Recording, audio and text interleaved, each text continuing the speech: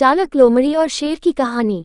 एक घना जंगल था। उस जंगल में एक शेर रहता था। शेर बहुत ही खूंखार और ताकतवर था। जंगल के सभी जानवर उससे थर थर कांपते थे। उसी जंगल में एक लोमड़ी रहती थी। लोमड़ी बहुत चालाक थी। एक बार लोमड़ी जंगल में अपना शिकार तलाश रही थी कि अचानक ही शेर उसके सामने आ गया और उसने लोमड़ी पर हमला कर उसे दबोच लिया। लोमड़ी ने जैसे तैसे अपने आप को संभाला और शेर से बोली, शेर भाई, मुझे इस जंगल में भगवान ने भेजा है और अगर तुमने मुझे मारा तो वो तुम्हें इसकी सजा भी देंगे।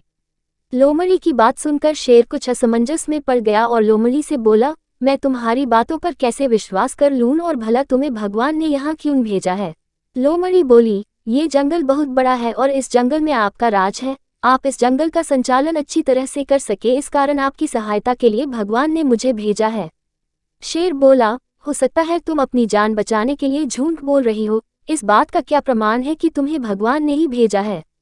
उद्धरण चिन्ह। लोमड़ी बोली, मैं एक लोमड़ी हूँ और जंगल के अधिकांश जानवर लोमड़ी से नहीं डरते, किंतु मुझे देखकर जंगल का बड़े से बड़ा जानवर भी भाग जाता है। अगर आपको यकीन ना हो तो आप मेरे पीछे पीछे आइए। लोमड़ी की बातों पर यकीन कर उसके पीछे पीछे चलने लगा और जैसे ही कोई जानवर मिलता वो लोमड़ी को देखकर भाग जाता। अब शेर को यकीन हो गया कि इस लोमड़ी को भगवान ने ही भेजा है। असल में हुआ ये कि लोमड़ी के पीछे शेर था। जंगल के जानवर शेर को देखकर भाग रहे थे, जबकि शेर समझ रहा था कि जानवर लोमड़ी को देखकर भाग रहे हैं।